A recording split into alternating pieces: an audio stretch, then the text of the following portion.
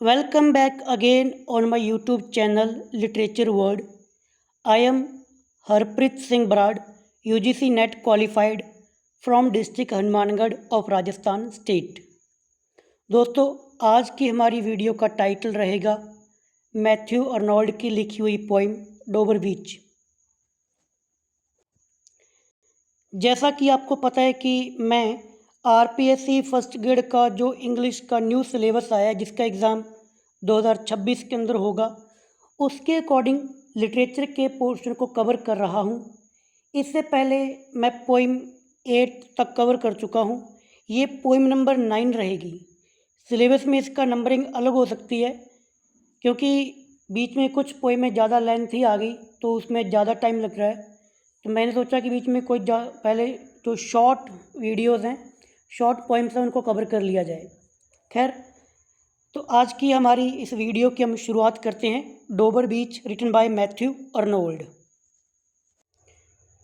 इस पोइम की शुरुआत मैं करना चाहूँगा कुछ पिक्चर्स के साथ में, क्योंकि आपको पिक्चर से वो पोइम को अंडरस्टैंड करने में बढ़िया हेल्प मिल जाएगी।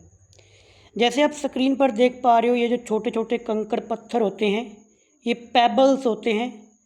समुद्र का जो किनारा होता है, समुद्र के किनारे कुछ छोटे छोटे टुकड़े पड़े होते हैं, उन्हें पेबल्स बोला जाता है। ये पेबल्स हैं। ये वर्ड हमारी पोइम में आएगा, पेबल्स। जब लहरें आती हैं तो इनसे टकराती हैं तो इनसे एक साउंड क्रिएट होता है, वो भी हम इस पोइम में देखेंगे। ये जो फोटो आप देख पा रहे हो, ये खड़ी हुई चट्टानें हैं। क्लिप्स कहते हैं, क्लिप्स, चट्टानें खड़ी हुई यानी बिल्कुल सीधी खड़ी हैं।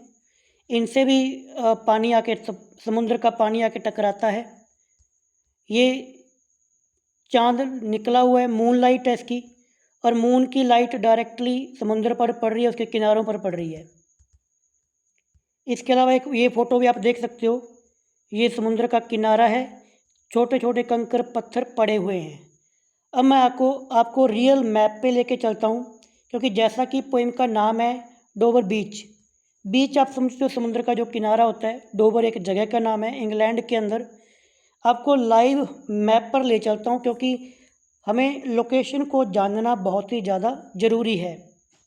चलिए मैप पर चलते हैं। तो हम गूगल मैप पर आ चुके हैं लाइव। तो ये हमारा इंडिया है, हमें आप लोगों को पता ही है, ये मेरी लोकेशन शो कर रहा है।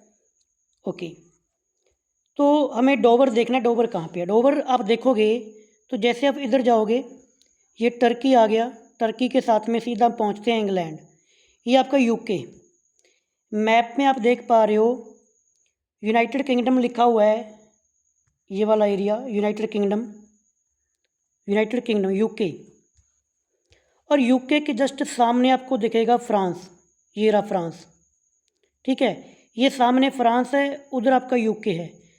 और ये जो आप सी देख पा रहे हो, बीच में लिखा हुआ है नॉर्थ सी, उत्तरी सागर। ये नॉर्थ सी है, और इधर आपका अटलांटिक आ जाएगा, नॉर्थ अटलांटिक सी। तो नॉर्थ सी को बीच में से ये एक पानी की पतली सी शाखा है, जिसे अपने स्टेट कहते हैं, स्टेट, जल संधि। ऊपर इंग्लैंड, सामने फ्रांस। अब यहाँ पे आपको देखना है कि डोबर कहाँ पे है। तो जैसे ही आप यहाँ पर देखोगे, ये बिल्कुल पतला सा एरिया, ये रहा डोबर। मिल गया भाई, ये लिखा हुआ है डोबर। इस जगह का नाम है, जो पोइम का टाइटल है, डोबर है। सामने समुंदर भी है, तो ये बीच हो गया। असल में ये डोबर बीच है, ये देख लो, डोबर बीच लिखा भी हुआ है। हमें एक लोकेशन और देखनी है।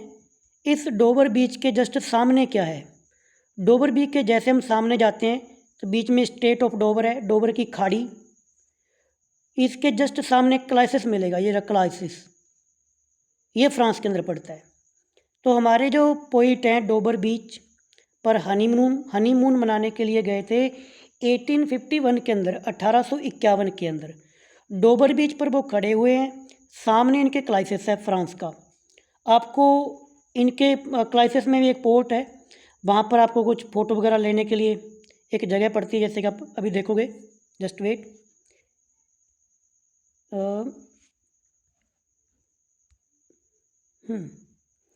ये जो आप फोटो में देख पा रहे हो, इस पर लाइट लगी रहती है, फ़ोटोज़ आप और भी वॉच कर, वीडियो देख सकते हो आप। ये क्लाइसिस का एरिया है, ये सामने बल्कि अब क्लाइसिस की तरफ से फ़ोटोज़ हैं ये सारी की सारी। इस पे जो ऊपर जो टावर्स है इस पर लाइट लगी रहती है। ये लाइट सामने इसके डोवर बीच है, वो मैथ्यू अर्नोल्ड वहाँ से देख रहे हैं।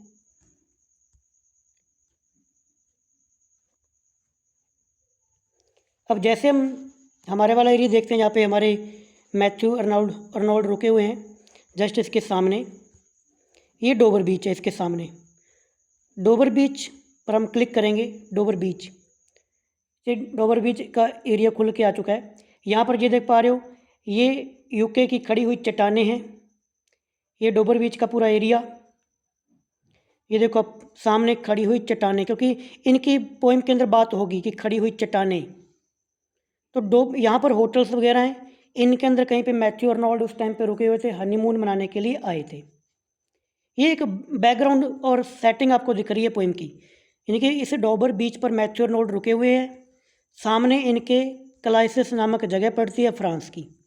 अब ये लाइव आपको मैंने दिखा दिया। अब हम हमारी पोइम पर चलते हैं। तो हम आ चुके हैं हमारी पीडीएफ पर।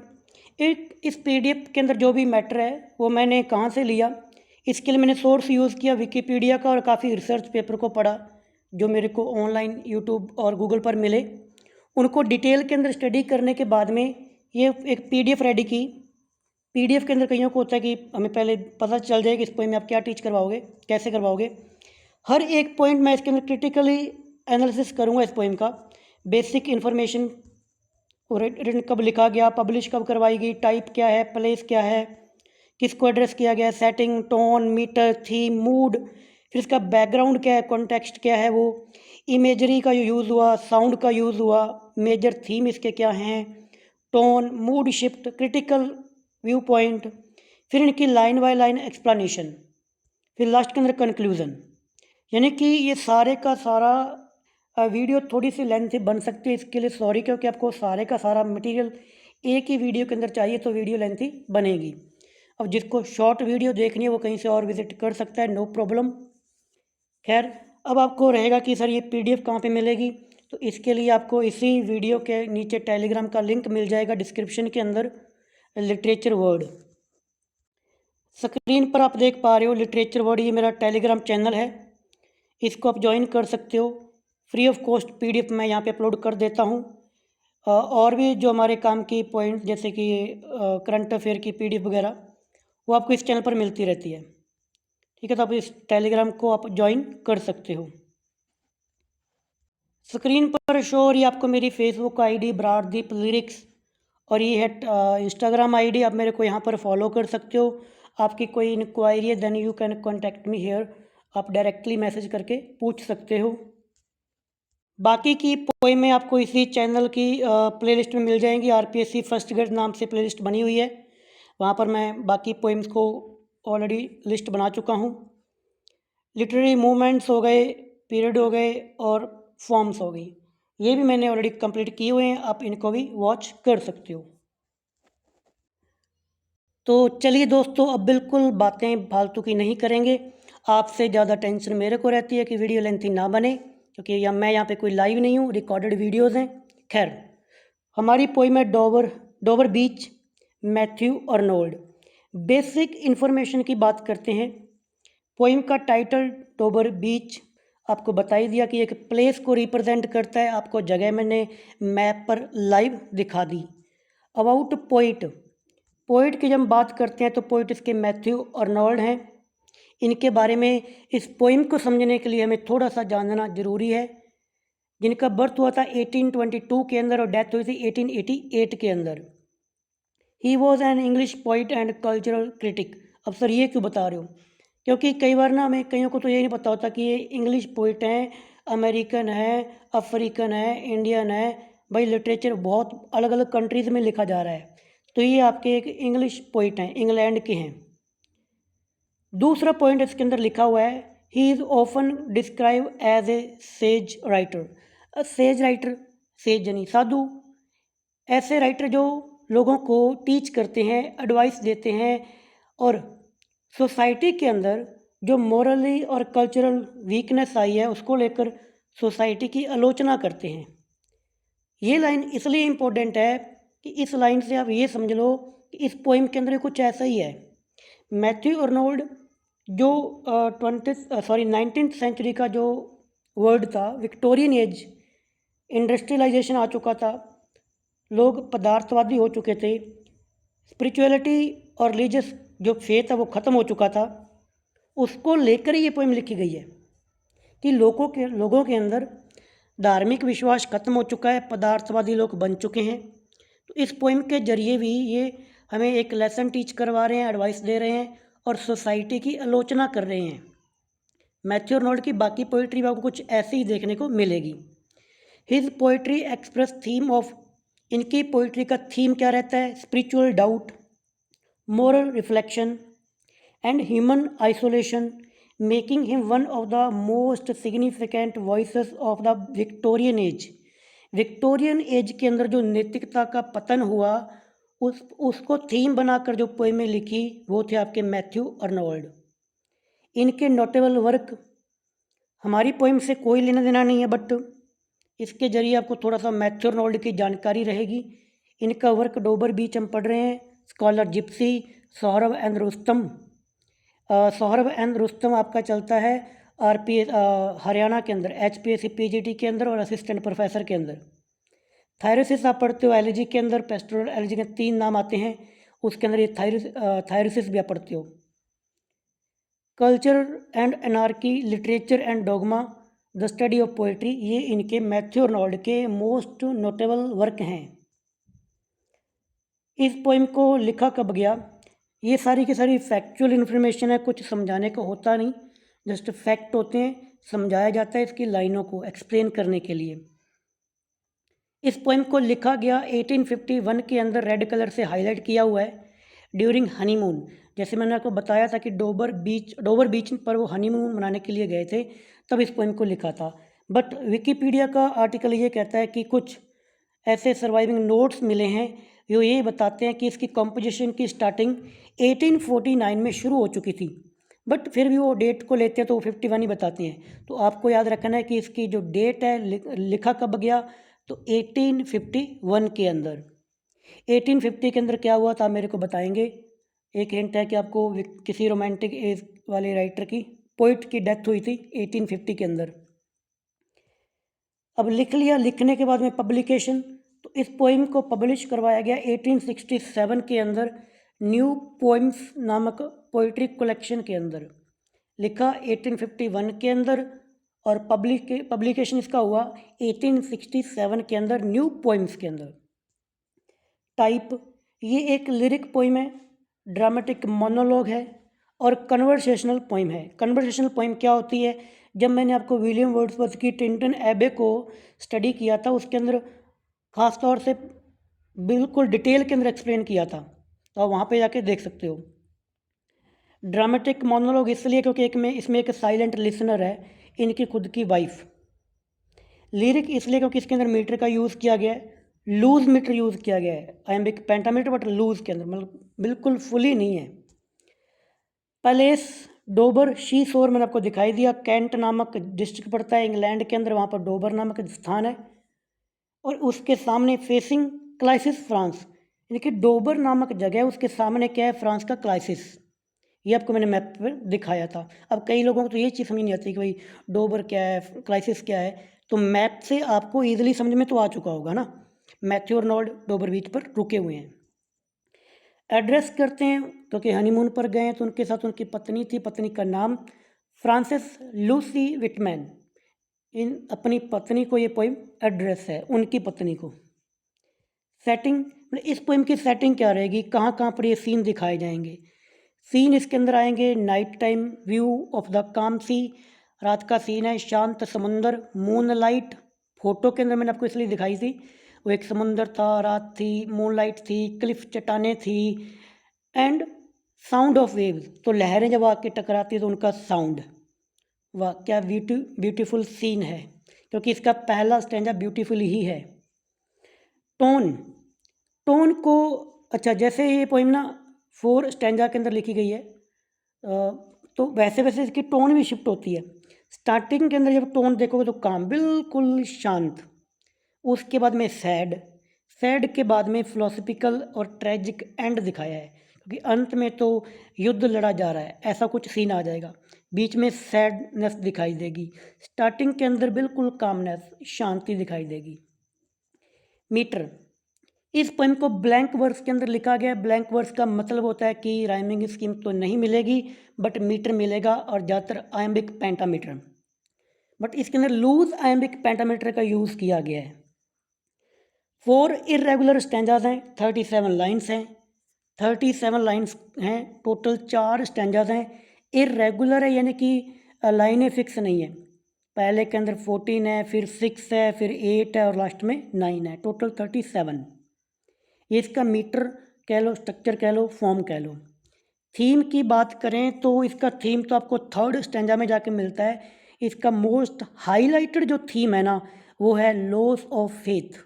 रेड कलर से इसीलिए हाईलाइट किया है सॉरी, यानी कि जो फेथ खो चुका है। कौन सा फेथ?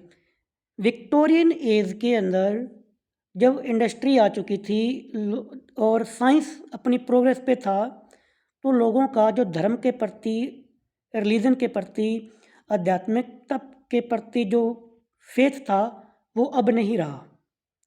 तो मैथ्यू आर्नोल्ड एक साधु प्रकार के कवि हैं, तो फिर वो सोसाइटी को क्रिटिसाइज़ कर रहे हैं, अपना एक दुख शो कर रहे हैं कि यार संसार, दुनिया किधर की तरफ चल पड़ी, कुछ ऐसा है ना।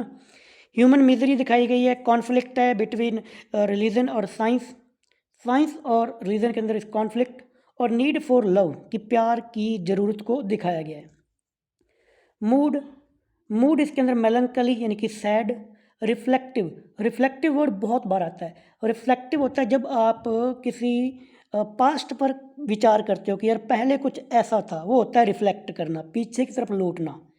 इसके अंदर भी मैथ्यू आर्नोल्ड एंशिएंट टाइम के अंदर सोफोक्लिस, एक ग्रीक ट्रेजेडियन का हमें जिक्र करेंगे, उसका रेफरेंस देंगे, तो वो रिफ्लेक्ट कर रहे हैं।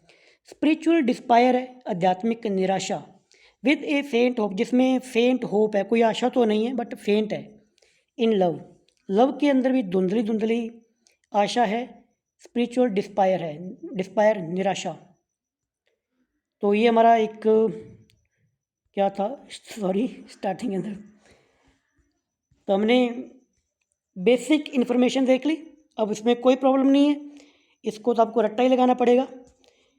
टाइटल डोबर बीच पोइट का हो गया ना, ये सारा कुछ हो गया। ओके, पॉइंट नंबर 2 है बैकग्राउंड एंड कॉन्टेक्स्ट।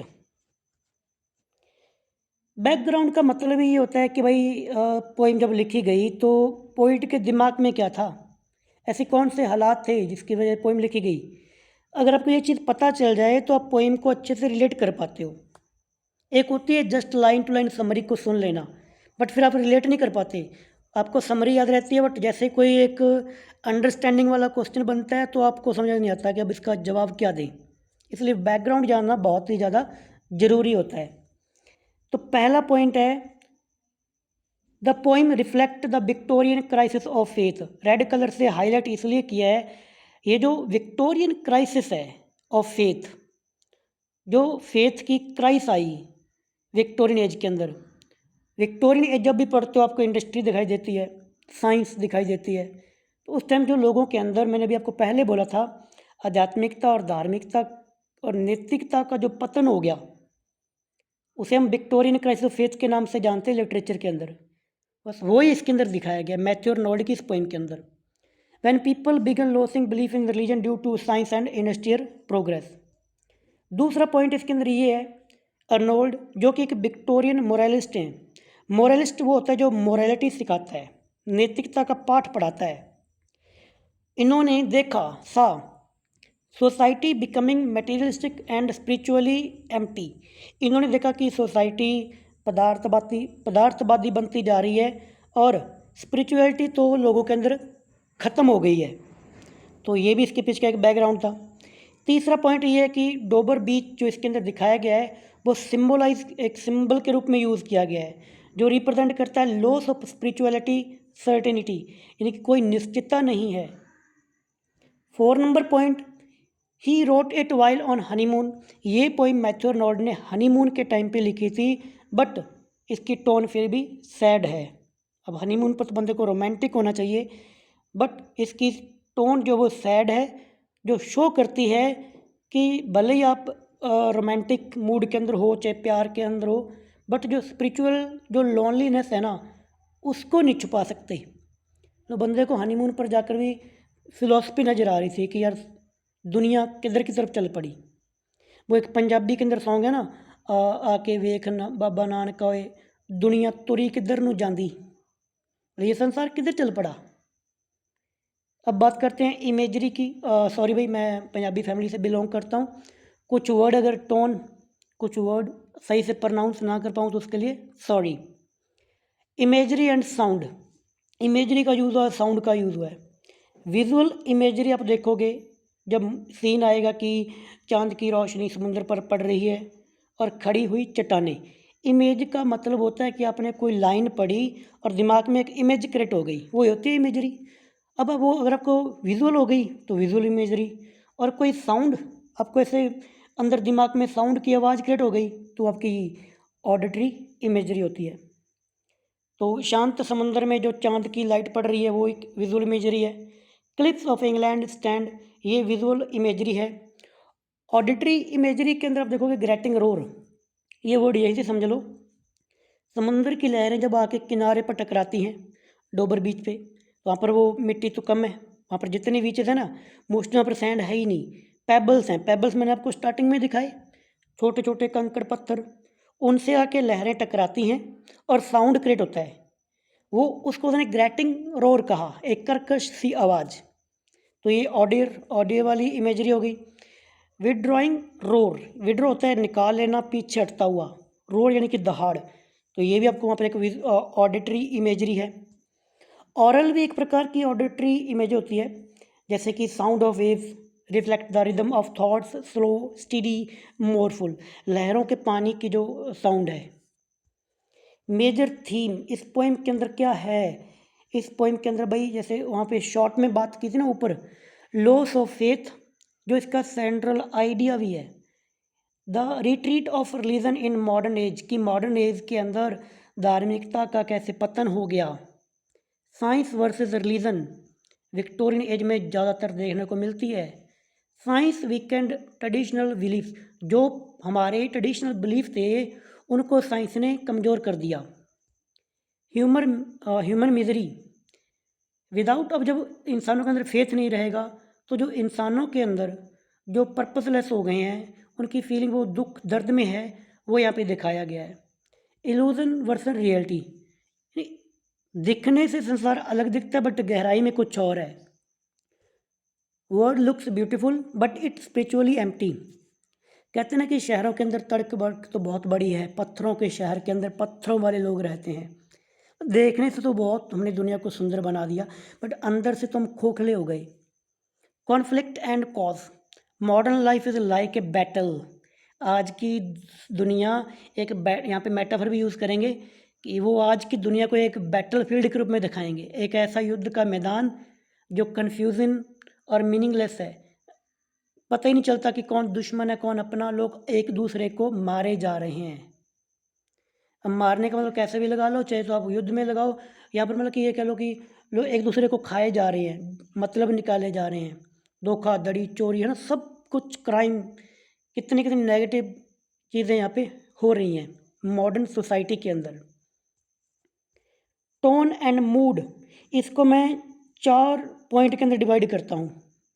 इसके 4 स्टैंजा है, पहला स्टैंजा, फिर मिडल, फिर थर्ड और फिर फाइनल। टोन क्या रहेगी और मूड क्या रहेगा। फर्स्ट स्टैंजा के अंदर आपको इसकी टोन मिलेगी पीसफुल, जस्ट वो समुंदर के सीन को डिस्क्राइब करेंगे कि कैसे समुंदर है, ज्वार आया हुआ है, चांद की चांदनी पड़ रही है, ठंडी हवाएं चल रही हैं, तो मूड कैसा होगा, काम और ब्यूटीफुल। फिर जब मिडिल में जाओगे सेकंड स्टैंजा आएगा तो वो रिफ्लेक्टिव है, क्योंकि इसमें फिलोसफिकल सैडनेस दिखाई जाएगी, रिफ्लेक्ट किया जाएगा पास्ट पर सोफोक्लिस के जरिए। थर्ड स्टैंजा जो इसका मेन, इसका थीम भी है और सेंट्रल आइडिया भी आप कह सकते हो, उसमें आपको स्पिरिचुअल डिस्पायर देखने को मिलेगी, लॉस ऑफ फेथ देखने को मिलेगा। लाइन की शुरुआत ही होगी the sea loss of faith, ऐसे कुछ लाइन आएगी, जब पढ़ेंगे तब देखेंगे, सॉरी। फाइनल जो स्टैंजा रहेगा उसके अंदर आपको देखने को मिलेगा emotional and tragic, desperate hope in love, एक निराशा वाली उम्मीद प्यार के अंदर। जब मैथ्यू अर्नोल्ड ये कहेंगे कि दुनिया में तो क्या है कि एक प्रकार का बैटल फील्ड बन चुका है, कोई यहाँ पे आध्यात्मिकता नहीं है, नैतिकता नहीं है, मोरालिटी नहीं है, तो क्यों ना हम अपनी प्रेमिका को, अपनी वाइफ को बोलेंगे कि हम एक दूसरे के प्रति प्यार में कुछ जितना हो सकता है उतने की सच्चे हो जाएं। तो वो एक डिस्परेट होप दिखती है प्यार के अंदर, निराशा भरी उम्मीद प्यार में। क्रिटिकल व्यू पॉइंट विकिपीडिया पर दिए हुए थे कि कुछ आलोचकों ने आलोचना की है। आलोचना का मतलब मैंने पहले भी कई बार बताया, ये नहीं कि नेगेटिव पॉइंट बताए, डिटेल के अंदर स्टडी करने पर उसके पॉजिटिव और नेगेटिव पॉइंट को शो करना क्रिटिसिज्म के अंदर आता है। तो पहले एक स्कॉलर का नाम आता है स्टीफन कॉलिनी। इन्होंने कहा था कि ये जो डॉबर बीच है ना, इसको एनालाइज करना बहुत ही डिफ़िकल्ट है, इसलिए थोड़ा सा पॉइंट को समझना, एक जो बंदा गहराई से चिंतन कर सकता है वो अच्छे से समझ सकता है मेरे हिसाब से, थोड़ा सा अगर आराम से समझे तो। क्योंकि इसके अंदर ना कुछ मेटाफर और पैसेज यूज़ किए गए ना, वो इतने कॉमन हो गए हैं कि हमें पता नहीं चलता कि ये मेटाफर है या फिर एक वैसे ही पिक्चर यूज़ की है। जैसे कि अब देखो, वो कहेगा कि समुद्र का पानी पीछे हट रहा है, ठीक है, इसमें कौन सा मेटाफर है, बट गहराई में जाओगे तो हाँ, वो सिंबलाइज करता है कि फेथ खत्म होता जा रहा है। फिर जैसे वो पानी की लहरें आकर किनारे पर पड़े हुए छोटे छोटे पत्थरों से टकराती हैं तो एक कर्कश सी साउंड आता है। अब ये क्या है, नॉर्मल एक इमेज है, बट ये भी एक मेटाफर है। वो कर्कश की आवाज़ भी खोखलापन दिखाती है कि दुनिया के अंदर कैसे एक कर्कश पैदा हो चुका है, विश्वास नहीं, कोई फेथ नहीं। तो मेटाफर कुछ ऐसे हैं कि हम उसे बेयर फ्रेश आई से तो आप देख नहीं सकते, आपको थोड़ा गहराई में चिंतन करना पड़ता है। ये बात कही थी स्टीफन कॉलिनी ने। अब इस पोएम के अंदर तो मैथ्यू अर्नोल्ड ने अपने एक नेगेटिव या कह लो निराशावाद को दिखाया है, बट ईट्स ने, ईट्स ने पोएम लिखी थी, इसका रिस्पॉन्स में वहाँ पर उन्होंने छोटी छोटी चीज़ों के अंदर जॉय को सेलिब्रेट किया था। अर्नोल्ड के पैसिमिज्म के अगेंस्ट ऑप्टिमिस्टिक के जरिए छोटी छोटी चीज़ों में जॉय पूछा जा सकता है कि भाई मैथ्यू अर्नोल्ड की जो पोएम है उसका ये तो पैसिमिज्म के अंदर लिखी है, ऑप्टिमिज्म के रूप में रिप्लाई किसने किया था, तो ईट्स ने। फिर एक स्कॉलर का नाम आता है एंथोनी हेच। इन्होंने एक पोएम लिखी थी, हम जो पोएम पढ़ रहे हैं उसका टाइटल डॉबर बीच है, डॉबर बीच। इनकी पोएम थी द डॉबर बीच, आगे दा लगा हुआ था। ये अर्नोल्ड की सीरियस टोन पर एक ह्यूमरस और रियलिस्टिक रिस्पॉन्स था। द डॉबर बीच पूछा जाता है, डॉबर बीच किसकी है, द डॉबर बीच किसकी है और एक डॉबर बीच किसकी है, एंथनी हेच। तो ये हमने एक फैक्चुअल इन्फॉर्मेशन देख ली। अब हम चलते हैं लाइन बाय लाइन एक्सप्लेनेशन पर। बिल्कुल इजी है यार, मतलब मैंने इसको डिटेल के अंदर स्टडी किया, पहली बार मैंने सुना तो मुझे भी लगा कि यार इस पोएम में क्या है, समझ में तो कुछ आ नहीं रहा। बट एक नॉर्मली देखो ना, कुछ भी नहीं है। पहला स्टेंज है, 14 लाइनें, 14 लाइन्स हैं। इसके अंदर क्या है, मैंने हाईलाइट कर दिया, ऐसा इस स्टेंजा का नाम नहीं है। एक शॉर्ट के अंदर याद रखने के लिए कि पहली 14 लाइन्स के अंदर ब्यूटीफुल सीन है, सी शोर का, समुद्र का जो किनारा होता है, डोबर बीच के जो किनारे का जो सीन है, बस उसी को दिखाया गया। The poem opens with peaceful description of Dover beach at night. इस पोइम की शुरुआत कैसे होगी, रात का सीन होगा, तो डोबर बीच को डिस्क्राइब किया है, एक पीसफुल एनवायरनमेंट है। Arnold stand by the window with his beloved, admiring the calm sea, the moonlight and the shining cliffs of England. Arnold honeymoon मनाने के लिए गए तो उनके वो अपनी पत्नी के साथ खिड़की में खड़े हुए हैं, विंडो पर, होटल की कोई खिड़की होगी, तो वहाँ से वो रात का टाइम है, चांद की चांदनी है, ठंडी हवाएं चल रही हैं, तो और सामने इंग्लैंड की चट्टानें हैं उनके बगल में, और बिल्कुल सामने क्या है, फ्रांस में क्राइसिस में एक लाइट चमक रही है। बस उसको ये डिस्क्राइब कर रहे हैं, और क्या है। और दिमाग में रहेगा ना, पहला यही है, सीन ही है जस्ट, और कुछ भी नहीं है। तो जब जैसे सीन देखोगे तो कुछ इमेजरी आएगी, विजुअल। दोबारा क्या रिपीट करना, फिर भी सुन लो। जैसे काम सी, मूनलाइट, ट्रंकल वे, यानी कि ट्रंकल क्या होता है, बिल्कुल शांत, वे होता है घाटी। यहाँ पर देख लो ट्रांसफर एपिथेट भी आएगा, क्योंकि बे शांत नहीं होती, बे मतलब खाड़ी। ट्रंकल मीन्स बिल्कुल शांत, शांत घाटी नहीं होती, शांत लोग होते हैं।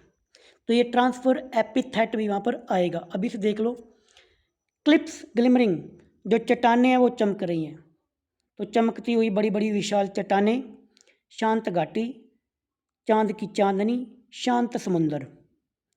ऑडिटरी के अंदर ग्रेटिंग रोर ऑफ पेबल्स, वो छोटे छोटे पत्थरों की कर्कश की आवाज़, रगड़ से जो साउंड पैदा होता है पानी और पत्थरों के आपस में टकराने से। Harsh sound of waves pulling stones. Meaning क्या है इस 14 लाइन्स का, ओवरऑल मीनिंग क्या निकालें, क्या है इसके अंदर? बिहाइंड, इसके अंदर क्या है कि behind the calm beauty lies an eternal note of sadness. ये जो आपको एक ब्यूटीफुल सीन दिखाया जाएगा, तो लास्ट की एक लाइन आएगी, एटर्नल नोट ऑफ सैडनेस, बिल्कुल शांत सा समुंदर है, बट जो साउंड है ना, उसके अंदर एक एटर्नल, कभी ना ख़त्म होने वाला नोट, यानी स्वर ऑफ सैडनेस, दुख, दुखों का ऐसा स्वर जो कभी ना ख़त्म होने वाला। मतलब एक तरफ ब्यूटी और उसके पीछे छिपा हुआ एक metaphor. The pebbles harsh sound symbolise, इसमें जो पेबल्स मैं आपको पहले बताया कि पेबल्स का जो हार्श साउंड है वो भी सिंबोलिज्म के रूप में यूज़ किया है। ये रिप्रेजेंट करता है pain and instability hidden beneath life surface beauty, कि सरफेस से तो ये चांदनी रात, समुंदर, ये बिल्कुल शांत नजर आता है ये संसार, बट अंदर से साउंड कैसा है, पेन से भरा हुआ, दुख से भरा हुआ। अब इसकी लाइनें, अब लाइनों को तो आप 1 मिनट में सटा दोगे, मतलब कुछ भी नहीं है, बिल्कुल नॉर्मल सी लैंग्वेज है। देखो, द सी यानी समुंदर, इज़ है काम यानी शांत, टुनाइट आज, आज की रात को समुंदर शांत है। The tide is full, tide यानी कि ज्वार, जो भाटा, ज्वार भाटा आता है समुद्र के अंदर, खाड़ी के अंदर, वो फुल है, यानी कि पानी ऊपर तक आया हुआ है। The moon lies, the moon चांद, लाइज लेटा हुआ है, फेयर यानी कि ब्यूटीफुल। अब यहाँ पे मून को लेटा हुआ बताया, यानी कि पर्सोनिफिकेशन, मून को पर्सोनिफाई कर दिया। फेयर यानी कि beautiful. Upon the states, state हमने जब मैप देखा था तो डॉबर बीच का ना, स्टेट ऑफ डॉबर, डॉबर की खाड़ी, उस डॉबर की खाड़ी पर मून लेटा हुआ है ब्यूटीफुली, कहने का मतलब कि चांद की ब्यूटीफुल सी रोशनी उस स्टेट पर पड़ रही है। बस 3 तो बातें हैं। रात का सीन है, समुंदर शांत है, ज्वार आया हुआ है, चांद की चांदनी उस बीच में जो खाड़ी है पानी वाली उस पर पड़ रही है। और सीन क्या है, ऑन द फ्रेंच कोस्ट, सामने इसके फ्रेंच कोस्ट है, हमने मैप के अंदर देखा था। एट द लाइट सॉरी, वहाँ पर जो लाइट पड़ रही है, कोस्टल एरिया पर एक बड़ी सी लाइट लगाई जाती है ताकि कोई जहाज़ वगैरह, शिप वगैरह टकरा ना जाए, उनको सिग्नल देने के लिए। तो वहाँ पे जो लाइट है, ग्लिम्स, चमकती है, एंड इज़ गॉन, और बंद हो जाती है। इसमें क्या है, मतलब हमारे मैथ्यू आर्नोल्ड डोवर बीच पर हैं, खिड़की में खड़े हुए हैं, तो सामने लाइट को देख रहे हैं, लाइट ग्लिम्स करती है, चमकती है, फिर बुझ जाती है। अब यहाँ पे थोड़ा सा सिंबलिज्म यूज़ करना है आपको। वो लाइट का बुझना, दुनिया में विश्वास खत्म होना, इसको सिंबलाइज किया है, क्योंकि सिंबल ऐसे हमें दिखेंगे ही नहीं, हमें गहराई में सोचना पड़ेगा। उसके बाद में एक तो ये सीन आ गया, चलो लाइट का सीन आ गया। फिर अगली लाइन के अंदर वो क्या कहते हैं, अच्छा ये लाइनें मैंने ना, ऐसी लाइनें नहीं है ओरिजिनल पोइम्स के अंदर, मैंने लाइनों को बीच बीच में से काट के अलग कर लिया ताकि एक सेंटेंस वाइज आपको समझना ईजी हो सके, वरना समझ नहीं आता कि कौन सी लाइन कहाँ पे जाके आगे जुड़ रही है, क्योंकि एंजेबमेंट का यूज़ हुआ है इसके अंदर। जब एक लाइन आगे की तरफ आगे जाके एक लाइन पूरा सेंटेंस होता है ना, वो नेक्स्ट लाइन में या उससे नेक्स्ट लाइन में आगे जाके ख़त्म होता है। तो एंजेबमेंट को मैं फिर सेंटेंसेस में डिवाइड कर लिया। ओके, द क्लिप्स यानी चट्टानें ऑफ इंग्लैंड, इंग्लैंड की चट्टानें मैप के अंदर देखी थी। स्टैंड यानी खड़ी हुई हैं, ग्लिमरिंग चमक रही हैं, एंड वास्ट विशाल, यानी कि इंग्लैंड की चट्टानें सीधी खड़ी हैं, विशाल हैं और वो चमक रही हैं। सूर्य की सॉरी मून की लाइट पड़ रही है ना, तो वो चमक रही हैं। विजुअल इमेजरी बन गई। आउट इन द ट्रंकल वे, और वो अब आउट इन मतलब कि जो साउंड था, जहाँ मून की जो लाइट थी वो कहाँ पर और कहाँ पर पड़ रही है? Out in the tranquil bay. Transfer epithet, tranquil bay कोई शांत, वे मतलब घाटी, तो एक शांत सी घाटी वहाँ पर है, चट्टानें हैं। अब ये सीन हो गया। अब कहते हैं कम टू विंडो, खिड़की के पास आओ। किसी को बुला रहे हैं, बुला किसको रहे हैं? जिसके साथ में हनीमून पे अपनी पत्नी को, उनको बुलाते हैं। तो साइलेंट लिसनर है, इसलिए ड्रामेटिक मोनोलॉग है। कम टू विंडो, खिड़की के पास आओ। Sweet sweet is the night air, आप ऐसे बोलो, the night air is sweet, ठंडी हवा चल रही है। ओनली, सिर्फ, from the long line of spray, only सिर्फ, from the long line of spray, spray होता है पानी की छोटी छोटी बूंदें, कि लॉन्ग यानी कि लंबी लाइन, लंबी सी लाइन है पानी की बूंदों की। रात का सीन है, समुद्र के जो झाग सा उठा हुआ होता है, उसको ये कह रहे हैं कि देखो खिड़की पर ठंडी हवा चल रही है, वो ठंडी हवा दूर से आ रही है। वेयर द सी, वो कहाँ से आ रही है? वहाँ पे जो स्प्रे यानी कि पानी की बूंदें वाइट कलर की, वहाँ पर क्या है? वेयर द सी, यानी कि किनारे की बात की जा रही है, समुद्र का जो किनारा। वेयर, जहाँ, द सी, समुद्र, मीट्स, मिलता है, समुद्र मिलता है। द मून ब्लेंस्ड लैंड, अब मून होता है चांद, ब्लेंस्ड, मून ब्लेंस्ड लैंड, जमीन, ऐसी ज़मीन जिस पर चांद की चांदनी पड़ रही है। तो चांद की चांदनी की वजह से सफ़ेद सी हुई लैंड, जहाँ समुद्र मिलता है यानी कि किनारा, उस किनारे पर क्या है? लॉन्ग लाइन ऑफ स्प्रे, यानी कि पानी के झाग बन रहे हैं, वहाँ से एक ठंडी हवा आ रही है। खिड़की के पास आओ। अब समझ में आ गया इसको? फिर वो अपनी बिलव्ड यानी वाइफ को कहते हैं, लिसन, सुनो, सुनो, you hear the grating roar of pebbles, तो तुम सुनोगी, यू यानी कि बिलव्ड को कह रहे हैं, वाइफ को कह रहे हैं, हियर, सुनोगी, the grating roar, grating roar होता है, अब ओनोमेटोपिया भी है क्योंकि साउंड आ गया, रोर करना। पेबल्स होते हैं जो मैंने स्टार्टिंग के अंदर छोटे छोटे कंकड़ पत्थर दिखाए, समुद्र के किनारे जो मिलते हैं, उनकी टकराने से, जो आपस में क्लैश करने से जो साउंड बनता है, तो उस साउंड को सुनो। अब पेबल्स के आगे उसने आगे सेंटेंस को कंटिन्यू किया, pebbles which the wave draw back, कि वो जो पेबल्स हैं जिन्हें वेव, समुद्र की लहरें, ड्रॉ बैक, पीछे ले जाती हैं।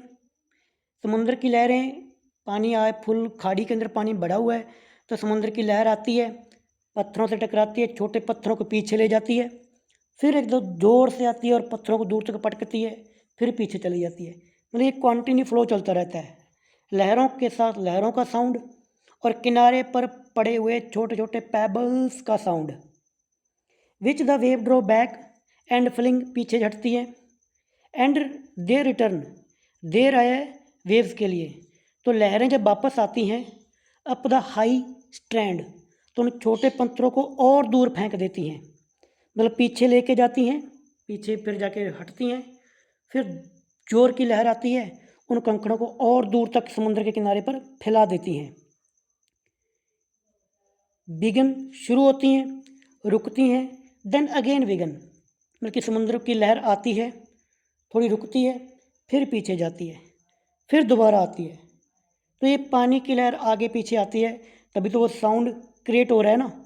अच्छा, लहरें ज़्यादा उठती है जब ज्वार भाटा है, अब मून ऊपर बिल्कुल चमकेगा, तो आप साइंस लगाओ, जब मून पर वो ज्वार भाटा जो आता है वो किस कारण आता है? मतलब फुल ज्वार आया हुआ है, लहरें उठ रही हैं। विद, अब ये जो समुद्र की लहर जो आगे पीछे हो रही है, तो इससे भी एक साउंड क्रिएट हो रहा है। विद ट्रीमोलिस, अब ट्रीमोलिस होता है ट्रिमिंग से, ट्रिमिंग इन कांपना, ट्रीमोलिस कैडेंस, कैडेंस होता है एक प्रकार की रिदम, स्लो, तो एक कंपा देने वाली रिदम सी क्रिएट हो रही है। और ब्रिंग, ये रिदम, ये जो साउंड है, ये ब्रिंग लेके आ रहा है the eternal note of sadness in. इस साउंड में है ये वेव जो आगे पीछे आ जा रही हैं, इनमें जो साउंड क्रिएट हो रहा है वो साउंड लेके आ रहा है the eternal note of sadness in. इसमें एक सैडनेस का कभी ना ख़त्म होने वाला सुर है। नोट होता है स्वर, जो संगीत के साथ स्वर होते हैं, नोट, NOT नोट। तो ऊपर उसने ब्यूटीफुल सीन को डिस्क्राइब किया और लास्ट में मेटाफोरिकली दिखा दिया कि ये ऊपर से तो ये दुनिया कितनी बढ़िया दिख रही है, बट ये जो साउंड है असल में ये एक सैडनेस का साउंड है, क्योंकि विक्टोरियन सोसाइटी के अंदर फेथ नहीं है, धार्मिकता नैतिकता का तो पतन हो चुका है, ख़त्म हो चुके हैं। उसका एक सैडनेस शो कर रहा है यहाँ पे मैथ्यू अर्नोल्ड। इसलिए मैंने कहा था कि इसको याद रखना कि ये सेज पोइट है, एक साधु की प्रवृत्ति वाले पोइट जो हमें टीच करते हैं, एडवाइस देते हैं, सोसाइटी को क्रिटिसाइज़ करते हैं। तो उन्होंने सीन के जरिए एक हिडन मैसेज दिया। इस स्टैंजा की समरी अब हमने ऊपर जो जितनी लाइनें पढ़ी, आप इनको पढ़ोगे तो वही बातें यहाँ पे आपको निकल कर मिलेंगी। ओनली इंग्लिश मैं रीड कर देता हूँ। In this opening stanza Arnold paints a peaceful picture of Dover beach at night. The calm sea, full tide, and shining moon creates a beautiful scene. Yet, beneath this calm beauty lies something sorrowful. कुछ ना कुछ चीज़ तो sorrowful है इस scene के नीचे। When the poet listened to the wave rolling the pebbles, जब poet waves को pebbles को रोल करते हुए सुनता है, their constant sound reminds him of endless sadness that exists in human life. When what begins as a description of natural beauty, ये stanza beautiful description के साथ शुरू होता है and with a sense of melancholy and होता है। And होता है एक मेलंकली सैडनेस के साथ। ऊपर तो ब्यूटीफुल सीन थे, लास्ट में एक सैडनेस दिखा दी कि ऊपर से ये संसार जो दिख रहा है अपनी प्रेमिका को बोल रहे हैं कि कितना सुंदर साउंड है ना, कि ठंडी हवा चल रही है। फिर वो जो पेबल्स टकरा रहे हैं, जो लहरें आ रही हैं, वो बताते हैं कि ये एक प्रकार की सैडनेस है जो इंसानों के अंदर फैली हुई उसको रिप्रेजेंट करता है। I hope first stanza complete है। सेकंड स्टैंजा बिल्कुल 6 लाइनें हैं, कुछ भी नहीं है समझाने के लिए इसमें। तो अब पोइट यहाँ पे सोफोक्लिस का अलूजन देंगे। आपको पता नहीं चाहिए कि सोफोक्लिस कौन है, बस फिर आपका ये स्टैंजा कंप्लीट। तो पहले मैं सोफोक्लिस बताता हूँ कौन है। नीचे दिया हुआ सोफोक्लिस के बारे में जीरा। ये इसमें एक अलूजन का यूज़ किया गया। सोफोक्लिस ग्रीक के एक ट्रेजेडियन थे, ट्रेजेडी लिखते थे, यानी कि ग्रीक के, जिनका टाइम पीरियड 496 से लेकर 406 के BCE के अंदर रहा, जिन्होंने कुछ प्लेज लिखे थे जैसे एंटीगोन एंड ओडिपस रेक्स। इनकी अब जब मैप पर देखोगे, चलो मैप पर चलते हैं, आपको इनके बारे में दिखा देता हूँ। तो वापस हम मैप पर आ चुके हैं। अब दोबारा से देख सकते हो, ये डोबर बीच है, बीच में स्टेट ऑफ डोबर है, सामने क्लाइसिस है। अब यहाँ से अब जैसे आगे चलोगे, है ना, ये आपका ऊपर तो रह गया आपका यूके के बाद में आपका फ्रांस, पेरिस, इसके जस्ट और नीचे आओगे तो आप यहाँ पे रोमानिया, टर्की, यहाँ टर्की में पहुँच जाओगे। ये टर्की है, टर्की, और इधर आपके ग्रीस यानी ग्रीक। ये ग्रीस और टर्की के बीच में एक समुंदर है, ये भी एक सागर है, सागर। इसी का नाम है आपका, ये एक समुंदर है जिसका नाम एजियन सी। देखो ये क्या लिखा हुआ है, एजियन सी। तो ग्रीस के रहने वाले थे, यहाँ इस जगह के रहने वाले थे सोफोक्लिस। तो सोफोक्लिस ने यहाँ पर रहते हुए, मैथ्यू अर्नोल्ड ये कहेंगे कि इस एजियन सी को सुना तो वहाँ पर भी कोई, जैसे मैं आज साउंड को सुन पा रहा हूँ, तो मेरे को भी एक एंडलेस सोरो दिखाई दे रहा है। तो पुराने टाइम के अंदर सोफोक्लिस को भी एजियन सी में, जो समुद्र में जो साउंड क्रिएट हुआ, तो उन्होंने भी उस साउंड से प्रेरित होकर इंसानों के जो अप्स एंड डाउन्स हैं, दुख दर्द हैं, उन पर लिखा। बस इतनी सी बात है यहाँ पे। तो अब आई होप आप लोगों को सोफोक्लिस के बारे में पता चल गया, फेमस ग्रीक ट्रेजेडियन। और ये जो लिखा है इनके कुछ 2 प्लेस के नाम वैसे ही याद रखना चाहो तो रख लो, क्योंकि जब आप ट्रेजेडी के बारे में पढ़ते हो तो जो 3 ट्रेजेडियन के नाम आता है उनमें से एक सोफोक्लिस भी थे, जो महान ट्रेजेडियन थे एंशिएंट टाइम के। तो चलो वर्ड मीनिंग यहाँ पे देख लो। इस स्टैंजा में वर्ड आएगा एब एंड फ्लो। एब एंड फ्लो होता है ups and downs, rise and fall, यानी कि वो तो पानी के उतार चढ़ाव की बात कर रहे थे, बट यहाँ पे वो सिंबलिकली यूज़ कर रहे थे इंसान के अंदर जो अप्स एंड डाउन्स आते हैं। फिर यहाँ पे वर्ड आएगा टॉर्बिड। टॉर्बिड का मतलब होता है मडी, कीचड़ से भरा हुआ, अनक्लियर, डिस्टर्ब्ड, मतलब जो साफ ना हो। एजियन, एजियन की मैंने आपको एजियन सी है। एजियन सी मैंने आपको अभी लोकेशन पे दिखाया था कि ये ग्रीस और टर्की के बीच में पड़ता है। थोड़ी सी आपकी ज्योग्राफी भी चलो क्लियर होती जाएगी। नॉर्थन सी आपने देख लिया है ना, और इधर से एजियन सी भी देख लिया। एजियन सी, फिर चलो चलते हमारे स्टार्टिंग में चलते हैं, स्टैंजा की स्टार्टिंग पे। तो इस स्टैंजा का नाम भी मैंने दिया है सोफोक्लिस एल्यूजन। 15 से 20 लाइनें, यानी कि टोटल 6 लाइनें। Arnold remembers Sophocles, the ancient Greek tragedian, who also heard the same sea sound centuries ago. Sophocles ancient Greek tragedy का यहाँ पे अर्नोल्ड याद करेंगे कि कैसे शताब्दियों पहले, सेंचुरीज पहले उन्होंने भी साउंड को सुना था। टू हिम, उनके लिए, यानी कि सोफोक्लिस के लिए, that sound symbolised the ebb and flow of human misery, इंसानों की दुखों के उतार चढ़ाव। मीनिंग यहाँ पे इस स्टैंजा का ये निकलेगा कि ह्यूमन सफरिंग यूनिवर्सल और टाइमलेस हैं, यानी कि एंशिएंट टाइम में भी ये दुख थे और टाइमलेस हैं और प्लेसलेस भी, यहाँ पे ये कह सकते हो, क्योंकि देखो कहाँ पे तो वो आपका एजियन सी है और कहाँ पे नॉर्थन सी है। वहाँ के लोग भी दुखी और इधर के लोग भी दुखी, पहले भी और आज भी। From ancient Greece to modern England the sadness of human life remains unchanged. अब आपको ये स्टैंजा बिल्कुल ईजिली समझ में आ जाएगा।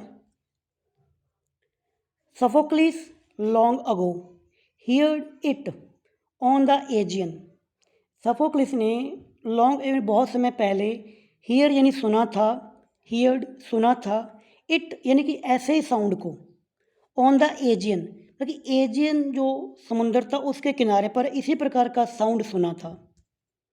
एंड इट ब्रॉट, और ये साउंड लेकर आया था, इनटू हिज माइंड, हिज यानी कि सोफोक्लिस के माइंड में ये साउंड लेके आया था, द टर्बिड यानी कि धुंधला सा, एब and flow of human misery, इंसानों के जो दुख तकलीफ़ें हैं उनका अप्स एंड डाउन, कि उस साउंड को सुन के सोफोक्लिस के माइंड में भी ट्रेजेडीज लिखने का एक विचार आया।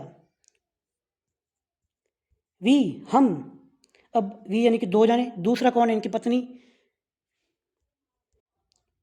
Find also in the sound a thought, हम भी, also we also find the sound of a thought, इस साउंड को सुन के एक थॉट दिमाग में आ रहा है। Hearing it by this distant northern sea, कि वैसा ही विचार इस इतनी दूर नॉर्दर्न सी के अंदर, क्योंकि कहाँ तो वो एजियन सी, हमने देखा कि टर्की और ग्रीस के बीच में, एक इधर हमने देखा कि नॉर्दर्न सी, इतनी दूर पर बैठकर हम भी उसी प्रकार के साउंड को सुन के एक थॉट क्रिएट कर पा रहे हैं, विचार कर रहे हैं कि इंसान किस प्रकार, इंसानों के अंदर नैतिकता का पतन हो गया है, इंसान दुखों के अंदर है, एंडलेस सोरो है। स्टैंजा की समरी, अब जो बातें मैंने बताई वो यहाँ पे लिखी हुई हैं। This stanza connects the poet's present moment to the past. Arnold recalled how Sophocles centuries ago heard the same sound of sea and felt it symbolized the rise and falls of human suffering. The poet suggests that the sadness he feels is not new. Poet ये बताते हैं कि जो sadness वो अब सुन रहे हैं वो न्यू नहीं है, it is universal human experience, ये तो यूनिवर्सल ह्यूमन एक्सपीरियंस करता आ रहा है, that has existed through the all ages, Sophocles के टाइम से लेकर इंसानों की मिजरीज, दुख चले आ रहे हैं, इस पर वो रिफ्लेक्ट कर रहे हैं पास्ट में। By linking himself with Sophocles, Arnold shows that human misery and the sound of sea are eternal and shared across time and place. मतलब पूरी दुनिया के अंदर ही पतन हो चुका है नैतिकता का, स्पिरिचुअलिटी का। अब आपका नेक्स्ट स्टेंजा, ये सेंट्रल थीम भी है। अब ये बातें वो सोच विचार कर रहे हैं, तो तीसरा स्टेंजा आता है जिसका आप हाईलाइट कर सकते हो इस एक वन लाइन के अंदर, द सी ऑफ फेथ। ये लाइनें 21 से लेकर 28 तक चलेंगे, टोटल इसके अंदर 8 लाइनें आएंगी। अब आप टाइटल से या इसकी हेडिंग से समझ सकते हो, सी ऑफ फेथ। फेथ यानी विश्वास। कौन सा विश्वास? जो लोगों का धर्म में, नैतिकता में, आपसी जो अच्छे संबंध थे, जितनी भी अच्छी चीज़ों पर लोगों का जो विश्वास था, उसका एक समंदर था। यहाँ पे मेटाफोरिकली उसने समंदर, अब बात तो करेंगे समंदर की, बट जो क्रियाएं समंदर में दिखाई जाएंगी, आप ये समझना कि वो विश्वास की बात कर रहे हैं। Okay, Arnold now compares the sea of faith, once full of strong, surrounding the world like a bright girdle। Arnold ये कहते हैं कि एक टाइम था जब पूरी दुनिया में विश्वास था, विश्वास रूपी एक समंदर था जो पूरी दुनिया को चारों ओर से एक ब्राइट गिडल, गिडल क्या होती है? तड़ागी होती है, कमर के जो चारों ओर पहनी जाती है, एक प्रकार का बेल्ट होता है। तो दुनिया बीच में थी, उसके चारों ओर एक समुंदर था, समुंदर यानी कि विश्वास का समुंदर, जो बेल्ट के रूप में दुनिया को चारों ओर से घेरे हुए था। यहाँ पे सिमिली का यूज़ करेंगे। और मेटाफर है सी ऑफ फेथ को, मेटाफोरिकल यहाँ पे समुंदर को एज ए फेथ से बताएंगे, सी ऑफ फेथ। मेटाफर भी है, सिमिली भी है। तो अब वो समुंदर क्या हो गया? But now the sea of faith is receding, leaving the world bare and dark. समुंदर पीछे हटता जा रहा है। जब पीछे हटेगा तो जिस प्रकार ज़मीन वहाँ से नंगी हो जाती है, कहने का मतलब विश्वास दुनिया से जा रहा है और पीछे ये खोखलापन रह गया, ये दुनिया नंगी हो गई। नंगी का मतलब इसमें कोई विश्वास नहीं, कोई आपसी प्रेम नहीं, कोई नैतिकता नहीं, कोई सच्चाई नहीं, झूठ, कत्लेआम, तो नहीं क्या क्या चीज़ें बढ़ गई हैं। विक्टोरियन क्राइसिस ऑफ फेथ, यही तो है। इंडस्ट्रियलाइजेशन, साइंस की वजह से जो आध्यात्मिकता का पतन हुआ। Meaning religion once gave life unity and peace, now it's gone and humanity feels spiritually deserted. देखिए, एक प्रकार से वीरान हो गई है स्पिरिचुअलिटी, आध्यात्मिकता। अब आप इसको पढ़ोगे तो ये भी समझ में आ जाएगा, क्योंकि जब ओवरऑल आइडिया दिमाग में रहेगा अब आपको समझ में आएगा।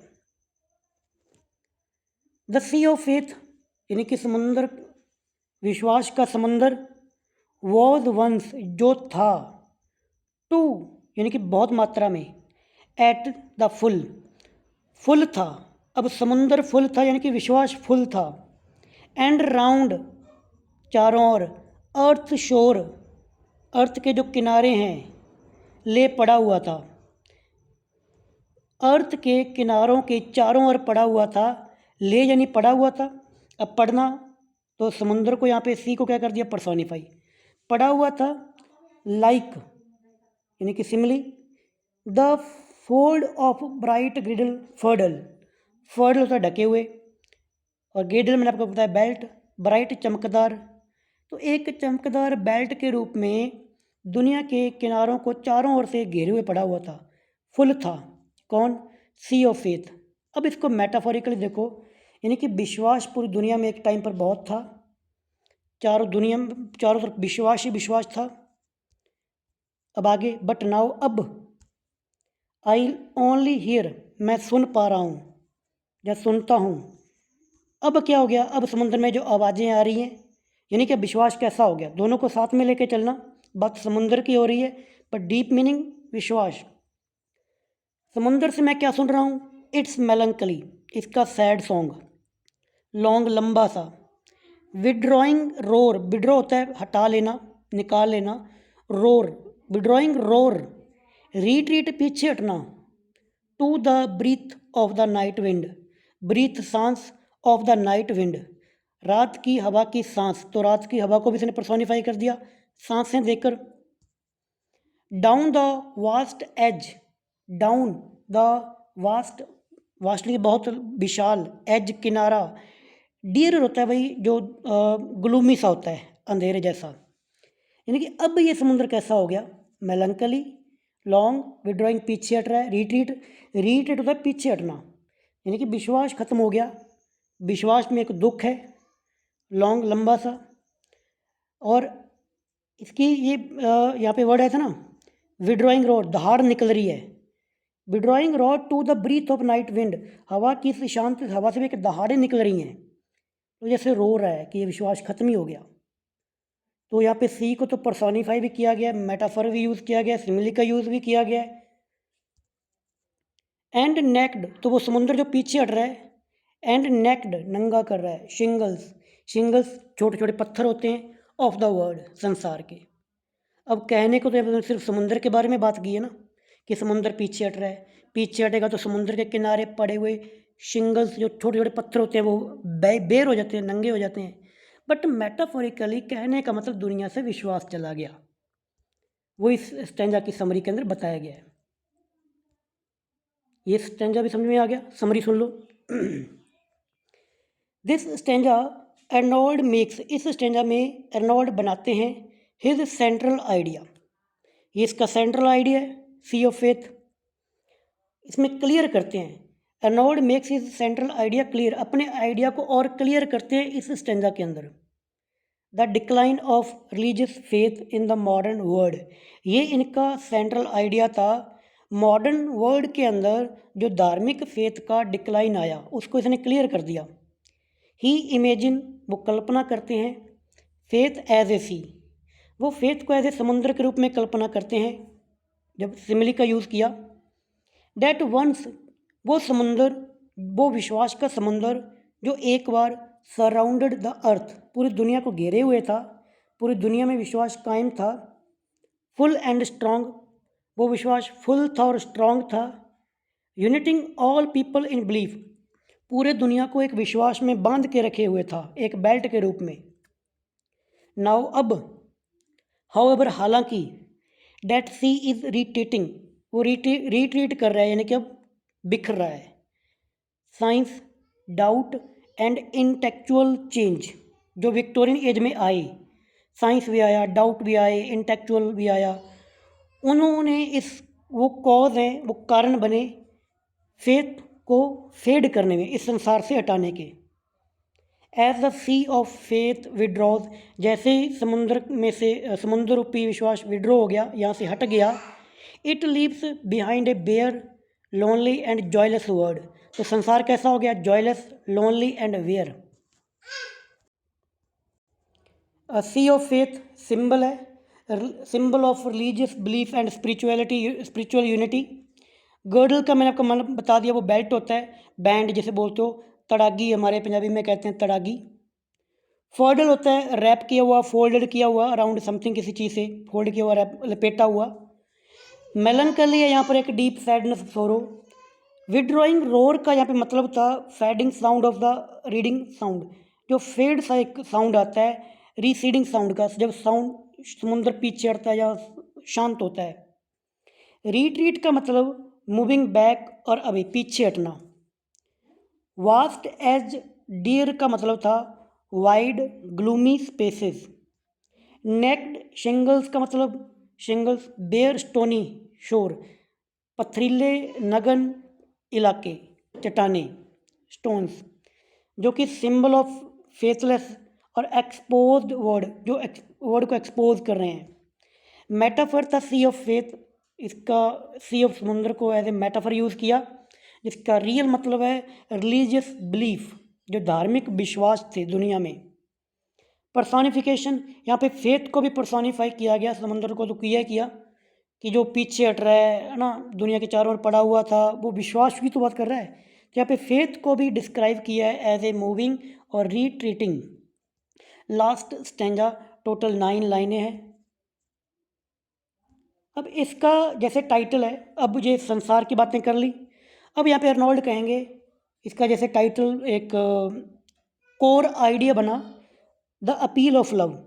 अब उनको संसार में तो क्या दिख रहा है, कोई विश्वास नहीं, सब कुछ खत्म हुआ पड़ा है।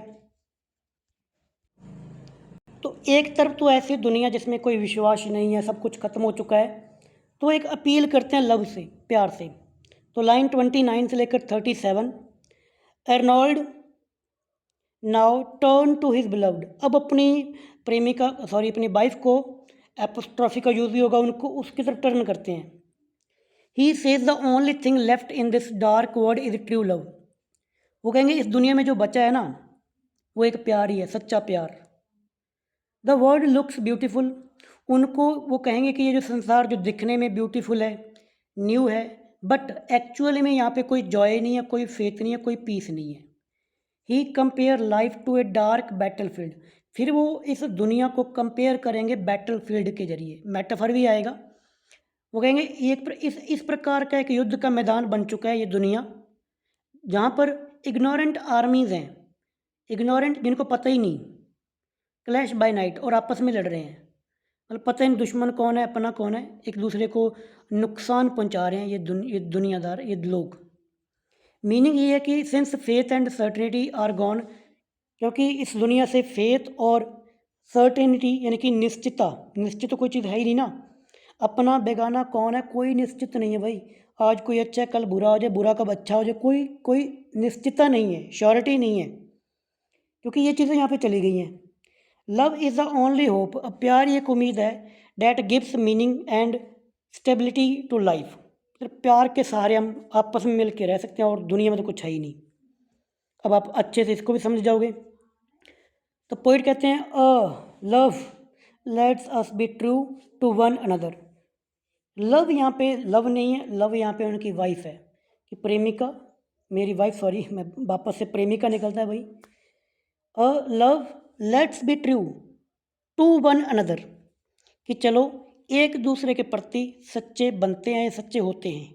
Let's be true to one another for the word, क्योंकि ये दुनिया, विच सीम्स जो दिखती है, टू लाई पड़ी हुई, तो वर्ड पड़ा हुआ है यानी कि personify, to lie before us, जो हमारे सामने पड़ी हुई है, ये जो संसार हमारे सामने है पड़ा हुआ है, like similarly like a land of dreams, देखने को तो ये दुनिया सपनों का संसार है, और क्या भाई इसमें, सो वेरियस यानी कि वैरायटी, ये जो संसार हमारे सामने पड़ा है ये ब्यूटीफुल है, इसमें बहुत सारी वैरायटी है, सो ब्यूटीफुल सो न्यू, बहुत ही सुंदर है, बहुत ही तरोताज़ा है, दिखने में है। उसने कहा था ना कि बिपो यहाँ पे ऐसा विच सीज जो दिखता है हमारे सामने ऐसा, हैद रियली, हैद यानी कि हैज़ रियली, बट रियलिटी में इस संसार में क्या है, नाइदर जॉय, कोई जॉय नहीं है, नोर लव, कोई प्यार नहीं, नोर लाइट, वो जो प्रकाश, nor certitude, certitude means certainty, surety, कोई श्योरिटी नहीं है, नोर पीस, कोई शांति नहीं है, नोर हेल्प फॉर पेन, और दुख दर्दों में कोई उम्मीद नहीं है। रियलिटी में संसार ऐसा है जो मैथ्यू अर्नोल्ड को लग रहा है। कारण पिछले स्टैंजा में बता दिया, क्योंकि यहाँ पे विश्वास चला गया है। एंड वी आर, और हम, हेयर यहाँ पर हैं, एज, अब ये सिम्बली नहीं है, हम यहाँ पर हैं एज, जैसे कि ऑन ए डार्कलिंग प्लेन, ये डार्क है ना, डार्क अंधेरा, प्लेन यानी कि मैदान, अंधेरे जैसे मैदान पर हम हैं, ये संसार एक डार्किंग प्लेन है। अब डार्किंग प्लेन किसको बोला, इस दुनिया को, मेटाफर। तो इस संसार में हम ऐसे मैदान के अंदर हैं, स्वेप्ट, वैसे स्वीप से बना है पसीना जो होता है, स्वेप्ट विद कन्फ्यूज़न, हम कन्फ्यूज़न रूपी पसीने के अंदर भीगे हुए हैं, बहुत सारी कन्फ्यूज़न है। Alarms of struggle and fight, alarms of struggle and fight, जैसे युद्ध के मैदान में अलार्म्स बजते हैं, युद्ध शुरू होता है, हम भी वैसे ही एक arms of struggle and flight के अंदर कन्फ्यूज्ड हैं, क्योंकि डार्क है ना भाई, अंधेरा है, कोई लाइट तो है ही नहीं, किसी को नॉलेज ही नहीं भी अच्छा बुरा क्या है। वेयर, अब ऐसे मैदान के अंदर हैं, यहाँ पे कन्फ्यूज हैं, स्ट्रगल कर रहे हैं। वेयर इग्नोरेंट आर्मीज़, इग्नोरेंट जिसको इग्नोर किया, यानी कि जिसके पास जानकारी नहीं होती, आर्मीज़, आर्मीज़, ऐसी सेनाएं हैं, क्लैश बाय टुनाइट, जो आपस में क्लैश कर रही हैं। आर्मी यानी कि ये लोग इस ऐसे युद्ध के मैदान के क्षेत्र में हैं जहाँ पे अंधेरा है। अंधेरा किस चीज़ का? क्योंकि विश्वास तो रहा नहीं। धार्मिकता, नैतिकता, मोरालिटी विक्टोरियन एज के अंदर साइंस और इंडस्ट्रियलाइजेशन के डाउट्स के अंदर और रीजंस के कारण चली गई। तो अब ये संसार कैसा है? एक डार्कलिंग फील्ड है। तो जहाँ पे लोग आपस में लड़े जा रहे हैं। अब फाइनल स्टेंजा की summary. In the final stanza Arnold tone becomes deeply emotional. बहुत इमोशनल हो गए। अब ये युद्ध का सीन है, वही तो दिखाता है ट्रेजेडिक फिलोसफी। स्टार्टिंग कैसी हुई थी? बिल्कुल काम, ब्यूटीफुल सीन था। बीच में थोड़े से सैड हुए, रिफ्लेक्ट भी किया पास्ट को लेकर, फिर सैड हुए, और लास्ट में क्या है? Philosophical tragic tone. कैसे जैसे लोग मार्केट कर रहे हैं, एक युद्ध का मैदान बना दिया इसको, फिलोसफी है। becomes deeply emotional and personal. He turns from describing the loss of faith in society to addressing his beloved directly. He urged her to be loyal and true. वो उससे अर्ज करते हैं कि हम आपस में ही लॉयल बन जाएं, क्योंकि सिंस यहाँ पे काम करता है चूंकि जो होता है। The outside world is full of illusion, क्योंकि बाहर का संसार तो इल्यूजन से भरा हुआ है, एंड एम्प्टीनेस, खालीपन से भरा हुआ है। दो the world appear beautiful and full of progress, हालांकि संसार देखने में ब्यूटीफुल और प्रोग्रेस नज़र आता है, इट लेक्स, बट रियलिटी में यहाँ पे कोई रियल लव नहीं है, जॉय नहीं है, पीस नहीं है, कोई सर्टेनिटी नहीं है। ह्यूमैनिटी, इंसानियत, विदाउट फेथ और मोरल गाइड, इंसानियतता जो कि बिना किसी फेथ के, बिना किसी मोरल गाइडेंस के, इज़ लॉस्ट इन डार्कनेस, अंधेरे में खो चुकी है। लाइक सोल्जर्स, जैसे कि soldiers fighting blindly at night, जैसे सोल्जर्स रात को लड़ रहे हैं तो उनके पास पता नहीं चलता किसको छोड़ना है, किसको मारना। The poem ends with a picture of confusion and despair, showing Arnold's belief that only love and personal truth can bring meaning in world that has lost faith. यहाँ पे यूज़ हुआ था एपोस्ट्रॉफी। पोइट ने address किया था अपनी beloved को directly, O love let's true. Simile का यूज़ हुआ था like a land of dreams, the word compare to a dreamland and suggesting illusion. Metaphor का यूज़ हुआ डार्कलिंग, जो डार्कलिंग प्लेन रिप्रेजेंट करता है डार्क फेथलेस मॉडर्न वर्ल्ड को। Certitude जो मीनिंग आया उसका मतलब श्योरिटी। डार्कलिंग डार्क और shadowy. Swept with alarms means filled with confusion and fear. Ignorant armies, people fighting blindly. अब करते हैं कंक्लूजन इस पूरी पोइम का, फिर होगा आपका एंड भाई, ठीक है ना। ये poem Dover Beach is Arnold's masterpiece, a perfect blend of music, emotion, philosophy. Starting में पीसफुल दिखाई, फिर इमोशंस, बिल्कुल बढ़िया सा ब्लेंड इसमें देखने को मिलता है आपको। It capture the Victorian spiritual crisis, ये कैप्चर करता है विक्टोरियन स्पिरिचुअल क्राइसिस को। व्हेन, जब old beliefs died and new ones had not yet formed, Victorian age में पुराने विश्वासों को तो ख़त्म कर दिया गया, नए विश्वास तब तक बने नहीं थे। ये ऐसी एज थी Victorian age. The poem moves from beauty to despair, ये पोइम मूव होती है, शुरू में ब्यूटी है, लास्ट में डिस्पायर है। And with human cry for love and truth, it remains timeless because it speak to every age and faces doubt, loneliness and loss of meaning. तो यहाँ पर भाई थैंक यू, हमने इस पूरी पोइम को कंप्लीट किया, टोटल 37 लाइन्स को। मेरी तरफ से कुछ गलत इन्फॉर्मेशन मिली हो, कुछ वो वर्ड को गलत तरीके से प्रोनाउंस किया हो, उसके लिए सॉरी। चैनल को सब्सक्राइब नहीं किया तो भाई, हालांकि ये पोइम मेरे को भी सिखा रही है इस संसार में कोई मॉरलिटी, कोई सर्टेनिटी तो है ही नहीं, श्योरिटी तो कोई भी नहीं है। मुझे लगता है कि आप लोग इस वीडियो को देखोगे और लाइक करोगे और चैनल को सब्सक्राइब करोगे, बट फिर भी एक उम्मीद मैं भी लगाता हूँ मैथ्यू आर्नोल्ड की तरह इस मॉडर्न सोसाइटी से, कि किसी के अंदर अगर इंसानियत जिंदा है तो फ्री ऑफ कॉस्ट आपको मैटर मिल रहा है तो लाइक सब्सक्राइब करोगे और कमेंट करोगे। Thank you, bye bye, take care.